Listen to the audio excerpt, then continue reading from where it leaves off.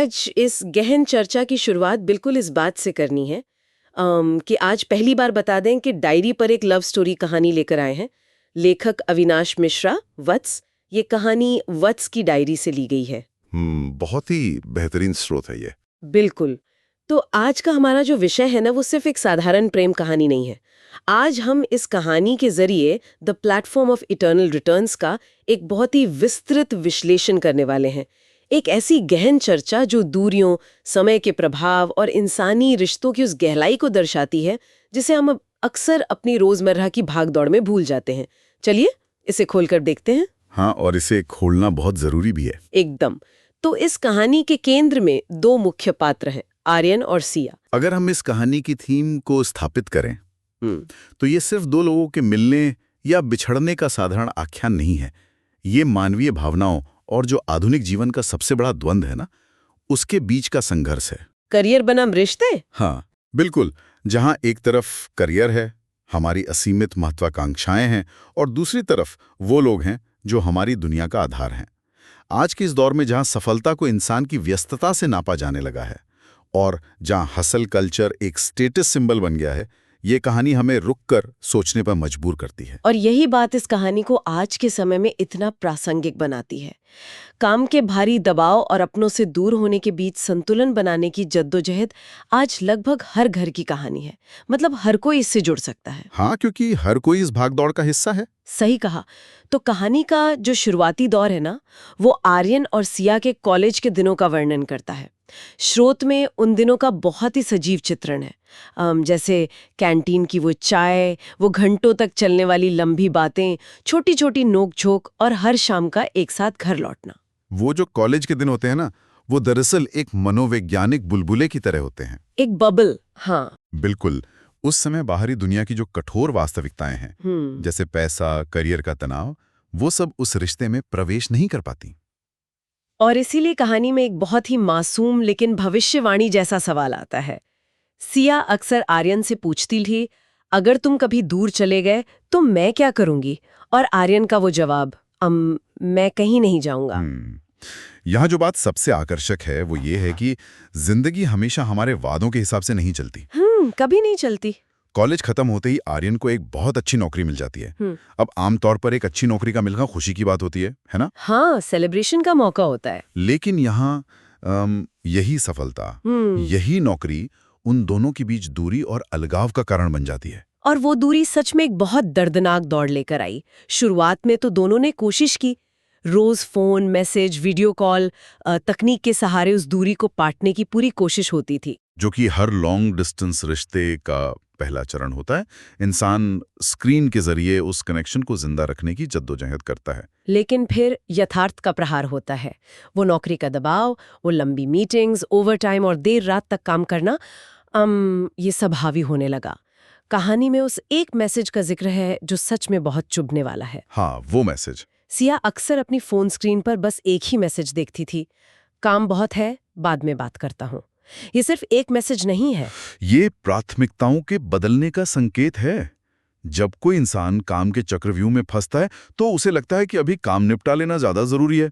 रिश्ते को तो बाद में समय दिया जा सकता है। क्योंकि रिश्ते इंतजार कर लेते हैं। बिल्कुल। रिश्ते तुरंत कोई सजा नहीं देते, लेकिन उस इंतजार की एक कीमत होती है। और वो कीमत थी खामोशी। दिन महीनों में बदल गए और देखते ही देखते महीने 2 साल के लंबे अंतराल में बदल गए। दोनों की बातचीत लगभग बंद हो गई। सोचिए, 2 साल, ये एक तरह का भावनात्मक अकाल था जहां दोनों ने मान लिया था कि शायद अब यही उनकी नियति है। लेकिन यहाँ पर बात बहुत दिलचस्प हो जाती है, क्योंकि कहानी इसी खामोशी पर खत्म नहीं होती। पूरे 2 साल बाद सिया को पता चलता है कि आर्यन वापस शहर आ रहा है। ये एक बहुत ही शक्तिशाली मोड़ है।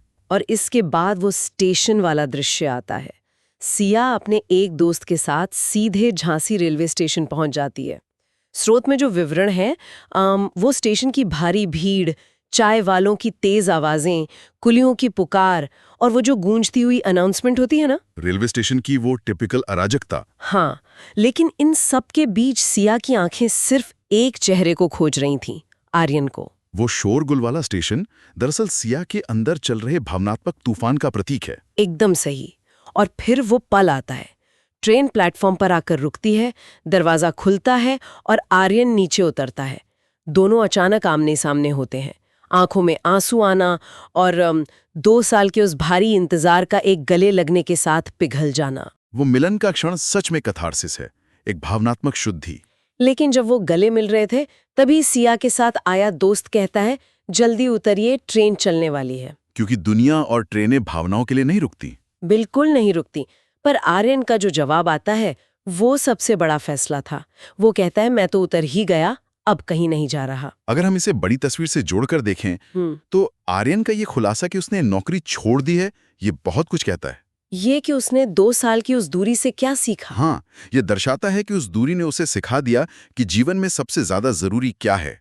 ये जो करियर की अंधी दौड़ है ना, उस पर मानवीय रिश्तों की जीत है। मनोवैज्ञानिक दृष्टिकोण से इसे लागत की भ्रांति या संक कॉस्ट फैलेसी से बाहर आना कहते हैं। मतलब ये कोई आवेगी फैसला नहीं था? बिल्कुल नहीं। उसने समझ लिया था कि सफलता की उस ट्रेन में अगर वो अकेला है तो वो सफलता कोई मायने नहीं रखती। सच में ये बहुत गहरी बात है। और आर्यन का वो फैसला कहानी को एक नए अध्याय की तरफ ले जाता है। कुछ समय बाद दोनों परिवारों की सहमति से उनकी शादी हो जाती है, जो कि एक स्वाभाविक अगला कदम था। शादी के मंडप का जो दृश्य है, रोशनी, लाल जोड़े में सिया, और सबसे खूबसूरत बात ये थी कि वरमाला के समय दोनों की आंखों में उसी झांसी स्टेशन वाले पल की झलक थी। क्योंकि वो स्टेशन उनके रिश्ते का लंगर बन चुका था। एक एंकर, हाँ। एक मजबूत नींव। और अब कहानी समय के पहिए को 5 साल आगे घुमाती है।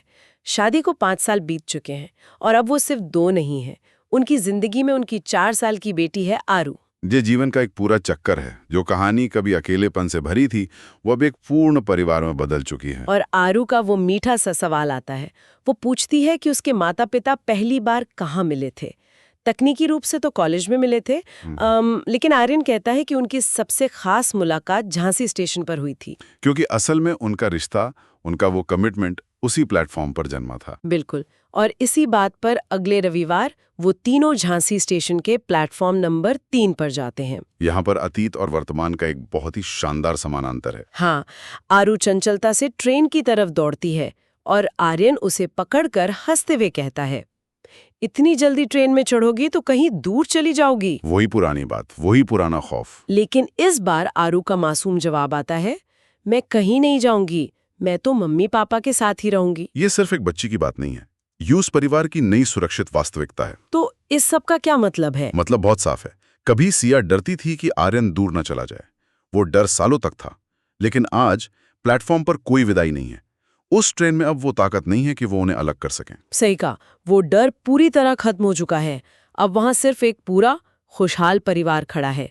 ये अब सिर्फ एक प्यार की कहानी नहीं है, बल्कि जिंदगी की कहानी बन चुकी है। बिल्कुल। स्रोत का वो अहम विचार सच में बहुत गहरा है कि सच्चा प्यार समय के साथ खत्म नहीं होता, बल्कि और गहरा हो जाता है। समय की चोटें उसे मजबूत बनाती हैं। ये एक महत्वपूर्ण सवाल खड़ा करता है।